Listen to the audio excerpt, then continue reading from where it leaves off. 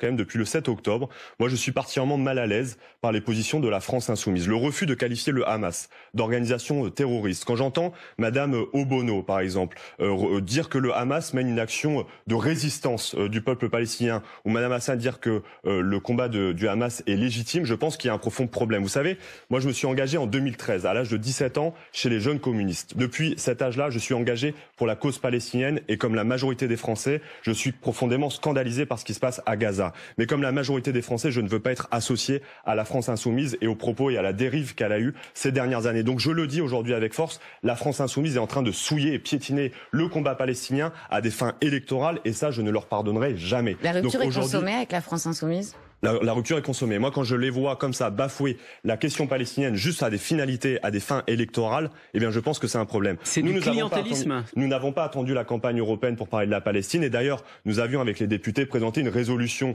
qui visait à dénoncer le système d'apartheid mis en place par Israël en Palestine. Et à cette époque-là, Madame Panot et Monsieur Quatennens, deux députés de la France insoumise, avaient retiré leur signature. Si vraiment ils étaient engagés pour la cause palestinienne, comme je le suis depuis quelques années, eh bien, ils seraient engagés à nos côtés, bien avant et pas uniquement lors des élections. François Ruffin serait mieux placé que Jean-Luc Mélenchon si la gauche s'unissait pour la présidentielle de 2027 selon un sondage. Vous avez grandi à Amiens comme François Ruffin, comme le président. Dans sa circonscription d'ailleurs. Dans sa circonscription. Est-ce qu'il incarne l'espoir de la gauche ?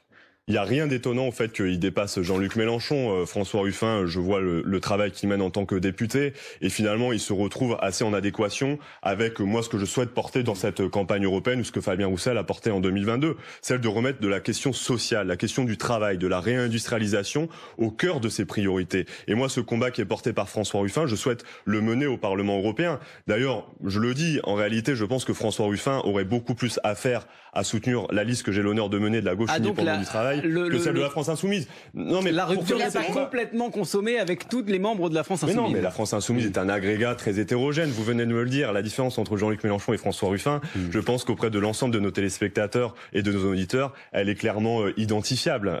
Et notamment, moi, je salue le fait que François Ruffin, comme Fabien Roussel d'ailleurs, essaye de remettre la question du travail, de la gauche du travail, de la question sociale au cœur de son projet. Et d'ailleurs, il faut regarder. Je connais très bien cette circonscription. Marine Le Pen était en progression lors de l'élection présidentielle et il a réussi, comme Fabien Roussel dans sa circonscription d'ailleurs, à faire résistance à la vague du Rassemblement national. Parce que justement, cette gauche qui remet la question du travail au cœur de son projet, c'est cette gauche-là qui arrivera demain à faire reculer l'extrême droite, j'en suis persuadé. C'est le combat que je souhaite mener dans cette campagne européenne. On verra si les communistes s'effacent derrière François Ruffin en 2027. C'est pas impossible quand on vous écoute. Il y a une campagne européenne, en tout cas, cette gauche du travail, moi je souhaite qu'elle prenne le plus de place possible. Ça c'est clair. Merci Léon Desfontaines, tête de liste Parti communiste Gauche Unie pour les européennes. Merci d'avoir été l'invité du 8-30 France Info.